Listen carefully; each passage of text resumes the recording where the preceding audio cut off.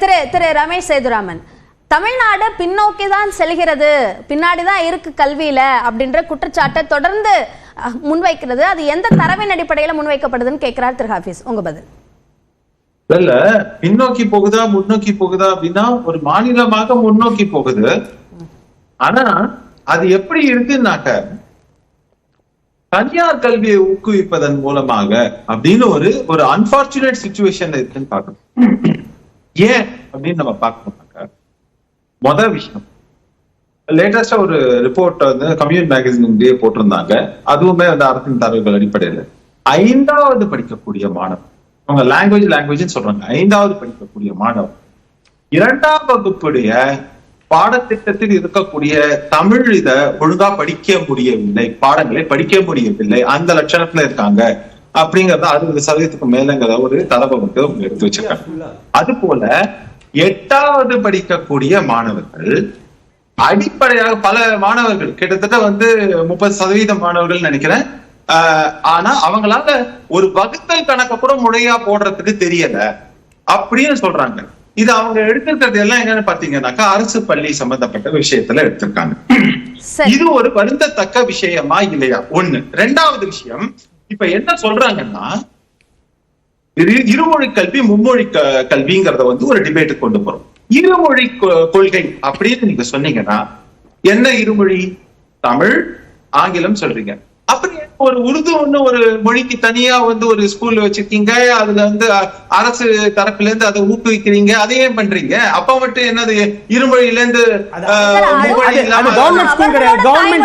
அமைதி அமைதி அமைதி இல்ல திரு ரமேஷ் சேதுராமன், கவர்மெண்ட் எய்டடுங்க. இல்ல கவர்மெண்ட் எய்டட் அப்ப மும்மொழி யாருன்னா வச்சுக்கலாம்ல.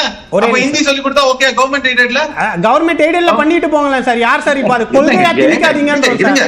அது கொள்கையா திணிக்காதீங்கன்னு சொல்றாங்க. இல்ல இது எவ்வளவு உருது மட்டும் இருக்கா, தெலுங்கு கிடையாதா, கன்னடா கிடையாதா?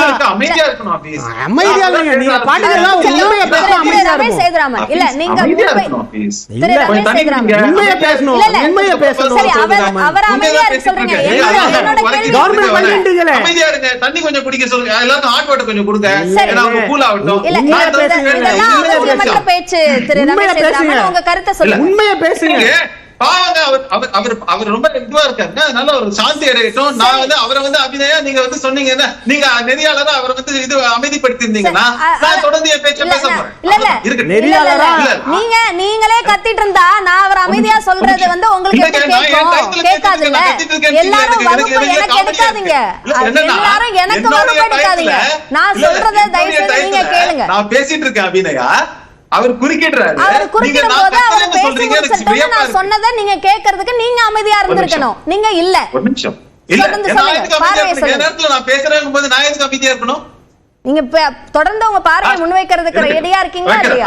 அதுதான் என் பார்வையை முன்வைக்கிறேன், அமைதியா கேளுங்க. சொல்லுங்க. அடுத்த முக்கியமான விஷயம், இங்க இருக்கக்கூடிய மும்மொழி கொள்கை. கடந்த காலங்கள்ல முன்னாள் முதல்வர் எடப்பாடி பழனிசாமி அவர் வந்து பேசிய ஒரு பேச்சு எல்லாரும் கேட்டோம். பெருவாரியாக இந்த அரசுடைய பட்ஜெட்ல வரக்கூடிய பணங்கள் எல்லாமே எங்க போகுதுன்னா சம்பளமா போகுது, ஆசிரியர் சம்பளம், இந்த மாதிரியான விஷயங்கள் எல்லாம் அவர் சொன்னார்னு பார்க்கணும். இப்போ நீங்க கூடுதலாக ஒரு மொழியை வந்து நீங்க கொடுத்து அந்த மொழிக்காக ஒரு ஆசிரியரை போட்டீங்கன்னா இதுல இன்னும் சுமை அதிகமாகுங்கிறத வந்து கணக்கிலும் கொண்டு அரசு பள்ளியில எப்படி இருந்தாலும் இலவசமாகத்தானே கொடுக்கிறோங்கிற ஒரு மனநிலையோடு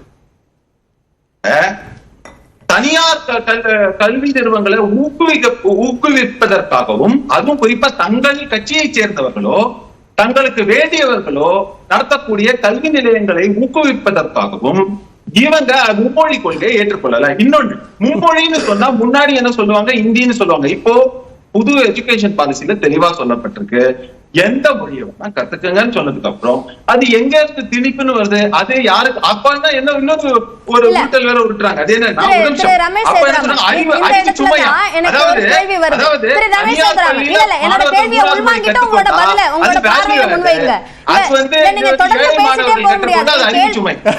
எனக்கு கேள்வி இருக்கு, அதுக்கு பதில் சொல்லுங்க. நீங்க ஹிந்தி இல்ல எந்த மொழி வேண்டுமானாலும் கற்றுக்கொள்ளலாம் அப்படின்னு சொல்றீங்க. எத்தனை மொழிகள் இருக்கு, அத்தனை மொழிகளை ஒரு மாணவர் தேர்வு செஞ்சாங்க அப்படின்னா அதற்கான ஒரு இன்ஃப்ராஸ்ட்ரக்சரை உருவாக்க முடியுமா, அதற்கான புத்தகங்களை உருவாக்க முடியுமா, ஆசிரியர்கள் நியமனத்தை உடனடியாக உங்களால கொண்டு வர முடியுமா? எல்லா இடத்துலயும் பண்ண வேணாம். அதுதான் பிஎம்ஸ்ரீ ஸ்கூல் சொல்றாங்க. அந்த பொறுப்பு மத்திய அரசுக்கு போகுது. அத அவங்க பண்ணிட்டு போறாங்க. குறிப்பிட்ட சில பள்ளிகளை தேர்வு செஞ்சு அங்க மட்டும் நடைமுறைப்படுத்துவீங்க, மற்ற பள்ளிகள்ல முடிங்க அத பண்ணிட்டு போலாங்க. நான் என்ன சொல்றேன், நீங்க எல்லா ஸ்கூலுக்கும் வேண்டாம், பிஎம்ஸ்ரீ ஸ்கூல் சொல்றாங்க, அந்த இதுல பண்ணிட்டு போலாமே. அங்க எங்க உங்களோட இது கிடையாது, அந்த நிதி வந்து மத்திய அரசு கிட்ட இருந்து வரப்போகுது, அது ஈஸியா போயிடும்ல உங்களுக்கு. அது ஒண்ணு. அடுத்த முக்கியமான விஷயம் சொல்றேன், நீங்க ஒவ்வொரு விவகாரத்திலையும் என்ன சொல்றீங்க, மத்திய அரசு வந்து இந்தி திணிப்பு. நான் திரும்பவும் சொல்றேன், இதுல ஹிந்திங்கிறதே கிடையாது, இது எந்த மொழியாக வேணுமெல்லாம் இருக்கலாம். அடுத்தது நீங்க என்ன பண்றீங்கன்னாக்க, அடிப்படையிலிருந்து வரக்கூடிய மாணாக்கர்கள் இன்னொரு பல இதுல விவாதத்துல ஒரு விஷயம் சொன்னாங்க. அதாவது தமிழ் மொழி கல்வி தாய்மொழி கல்வியில கற்றுக்கொண்டால்தான் பேரண்ட்ஸ் சொல்லி கொடுக்க முடியும். எழுதவே படிக்க தெரியாத பல பெற்றோர்கள் இருக்கும் போது அவங்க எந்த நம்பிக்கையில அரசு பள்ளிக்கு அனுப்புறாங்கன்னா, ஆசிரியர்கள் ரொம்ப ஏவிலானவங்களா தமிழே கஷ்டம்னா ஹிந்தி எப்படி படிப்பாங்கன்னு கேக்குறாங்களே. சூப்பர். ஆரம்பமா நீங்க சொல்லி கொடுக்கறத ஒழுங்கா சொல்லி கொடுத்தா அது தமிழ் என்ன ஹிந்தி என்ன திரும்ப திரும்ப சொல்றேன், நீங்க ஹிந்தியில கொண்டு போய் நிறுத்துறீங்க. அது எந்த மொழியா வேணா இருக்கலாம்னு நான் சொல்றேன். ஆனா நீங்க ஹிந்தின்னு கொண்டு போகும்போது அதை ஒரு ஒரு பிம்பத்தை உருவாக்க நீங்க முயற்சி பண்றீங்க.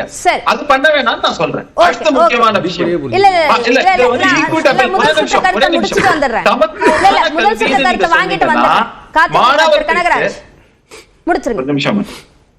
திரு கனகராஜ், இந்த மும்மொழி கொள்கை அப்படின்றதுல வந்து ஹிந்தி என்பதை குறிப்பிடவே இல்லை, ஏன் ஹிந்தி என்பதை நோக்கி மட்டுமே கொண்டு போய் நிறுத்துறீங்க அப்படின்னு கேட்கிறார் திரு ரமேஷ் சேதுராமன். நல்ல டெவலப்மெண்ட். அதுக்கு முதல்ல பேசும்போது நான் என்ன சொல்ல வேண்டியிருக்கு அப்படின்னா, சிபிஎஸ்இ இனிமேல் மாநிலத்துக்கு உரிமை எதுவும் கிடையாதுன்னு சொல்லியிருக்க ஒன்றிய அரசாங்கத்தினுடைய அந்த வன்மத்தை நான் கடுமையாக கண்டிக்கிறேன். எந்த விதமான நியாயமும் மற்ற முறையில் கல்வியில் எல்லாம் நீங்கள் என்ன சொன்னீங்க அப்படின்னு சொன்னால், வரி தர மாட்டோன்னு சொல்கிறதுக்கு நேரம் ஆகாதுன்னு முதலமைச்சர் சொன்னார். தமிழ்நாட்டு மக்கள் சொல்லுவாங்க. நீங்கள் ஒரே ஒரு இடைமதிப்பு பண்ணலாம். ஒரே ஒரு நிமிஷம், அந்த ஒரு பாயிண்ட் மட்டும் தொடல, உங்களை கோச்சிக்க மாட்டீங்கன்னா ஒரே ஒரு இடைமதிப்பு அந்த பாயிண்ட் சொல்லிடுறேன், அப்புறம் சொல்லிடுங்க. எது கேட்டாலும் நரேந்திர மோடி அவர்கள் வந்து வரி கொடுக்க மாட்டோம்னு சொல்ல, அவர் அப்படி சொல்லவே இல்லை. அதையும் சரி பண்ணணும்னு நினைக்கிறேன். அவர் சொன்னது, நீங்க மாநிலத்துக்கு தேவையான நீங்க வந்து நிதி பகிர்வை கொடுக்கலன்னா நீங்க அதே சமயத்தை ஒன்று சொல்லுங்க, நாங்க நிதி பகிர்வை கொடுக்க மாட்டோம், ஆனா மாநிலத்துக்கிட்ட இருந்து வரியை எதிர்பார்க்க மாட்டோம்னு சொல்லிட்டு நீங்க வந்து அதை சொல்லுங்க, அதை சொல்லி பாருங்கன்னு தான் சொன்னாரே தவிர நாங்கள் வரி கொடுக்க மாட்டோம்னு எங்கேயும் சொல்லல. அது ஆன்டி கான்ஸ்டிடியூஷனல். அதே ஒரே அர்த்தம் கொடுக்க மாட்டேன்னு சொல்றோம். நீங்க இங்க தமிழகத்துல சொல்லப்படுவது anti constitutional, against the oath of chief minister. அங்க ஒரு ஹைபோதெட்டிக்கலா சொல்றாரு. நன்றி தோழர், நீங்க